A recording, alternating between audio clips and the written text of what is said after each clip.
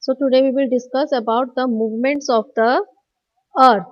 So I told you that the earth, it has two types of movements, one on its own place and the other movement is around the sun. The sun moves on its own place, that is on its own axis. अपनी ही जगह पे घूमता है एक लट्टू की तरह. That is called rotation.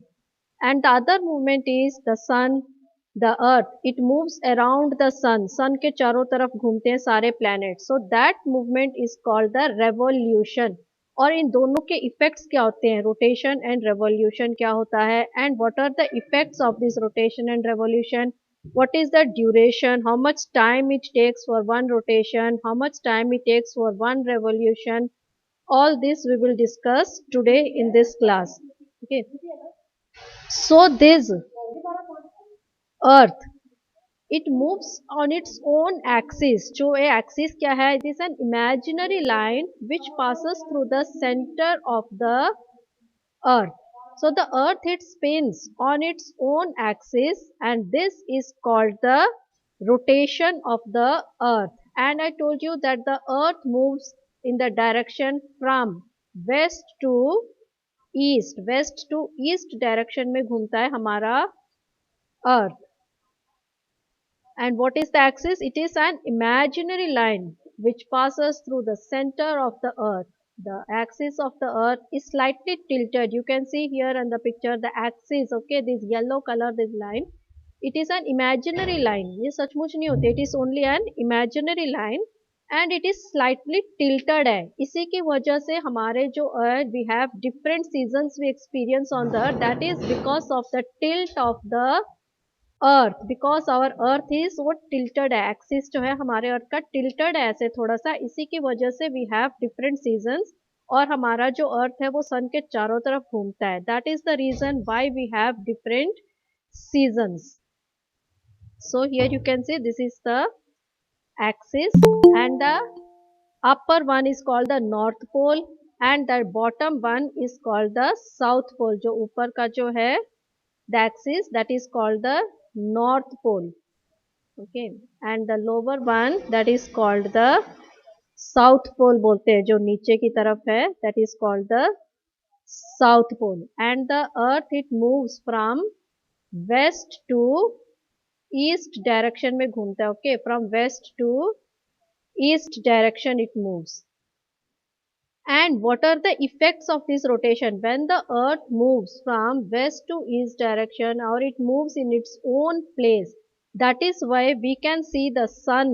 It rises always from the east because of this movement of the earth. It moves from west to east direction and the part which is facing the sun, there we have day and the other part will have night. And then slowly when the earth, it rotates, then the other part slowly it faces the sun and it will have then day, and the other part which moves away from the sun, then slowly there we will have night. So that's why now, because America is just opposite to India, so that's why there in America the people, they have night now and we have day. Okay, so this earth, it moves from west to east. And how much time the earth takes for one complete rotation, पूरा एक rotation जो है अपनी जगह पे घूमने के लिए, how much time the earth takes?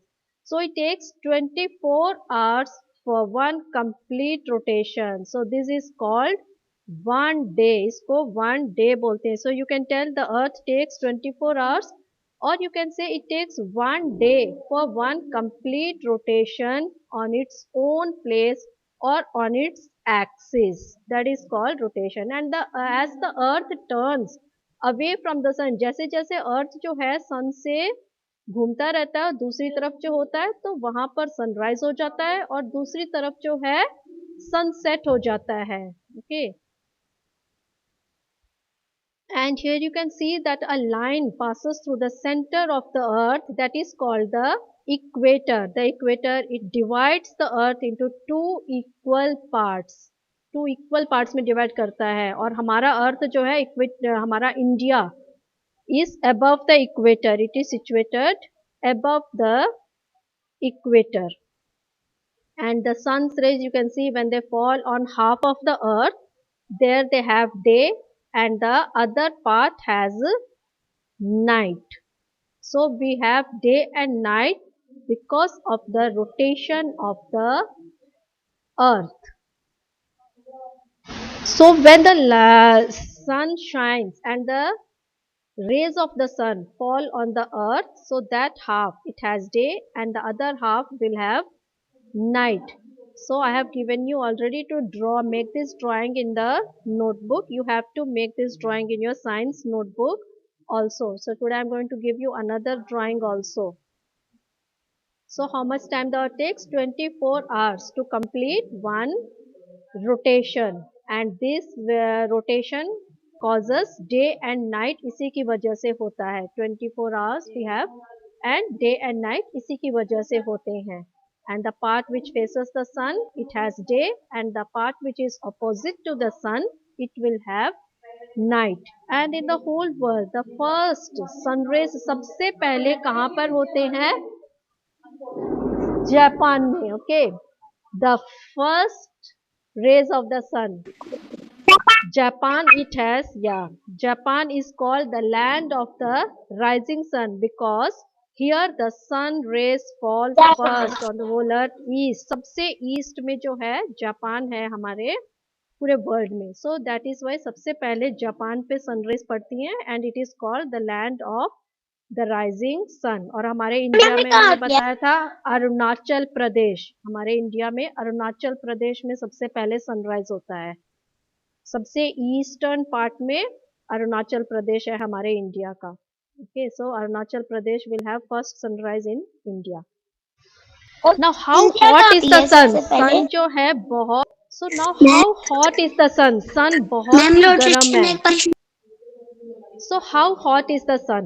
So sun का जो सरफेस है बेटा बहुत ही गर्म है, बहुत बहुत बहुत ज्यादा गर्म है, क्योंकि वो तो एक पूरा गैसेस का हॉट ग्लोइंग गैसेस से बना हुआ है. और इसमें जो सन का जो टेम्परेचर है बहुत ही गर्म है. The temperature of the sun surface it is about 5400 degrees Celsius. और वो तो खाली बाहर का टेम्परेचर है ये सन का. अंदर जो है सन बहुत ही ज्यादा गर्म है, कम से कम 15,000 डिग्री सेल्सियस. बहुत बहुत गर्म है अंदर तो सन. ये बाहर बाहर से इतना गर्म है 5400 डिग्रीज सेल्सियस. और द साइज ऑफ द अर्थ की, साइज ऑफ द सन की बात करें तो हमारा जो है, now mute your mic. So now when we talk about the size of the sun, so here you can see जो ब्लू कलर में आपको दिख रहा है. Okay, here this is our earth है ये हमारा. और सन यू कैन सी कितना बड़ा है. It's very big. Sun earth is very small. और earth, the size of the earth is very small in comparison to the sun. At least 109 earth हम fit कर सकते हैं सन के अंदर. इतना बड़ा है सन. और हमारा अर्थ इतना छोटा है कि 109 अर्थ साइड बाय साइड अगर हम रखते हैं तो 109 अर्थ्स आ जाएंगे सन के अंदर. और अगर हम वॉल्यूम की बात करते हैं तो सन के अंदर 1.3 मिलियन अर्थ्स आ सकते हैं. बहुत ही बड़ा है sun. It's very big. Okay, so now we come to the other movement of the अर्थ.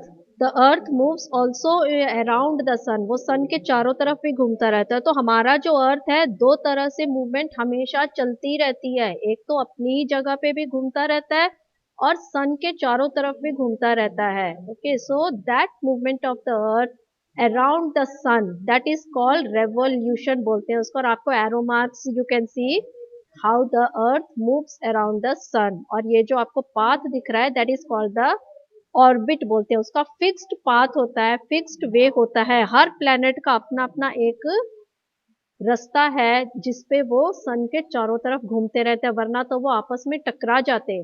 पर हर प्लैनेट का अपना अपना एक रास्ता होता है और उसको ऑर्बिट बोलते हैं. और उसका शेप जो है अंडे के जैसा होता है, एग शेप.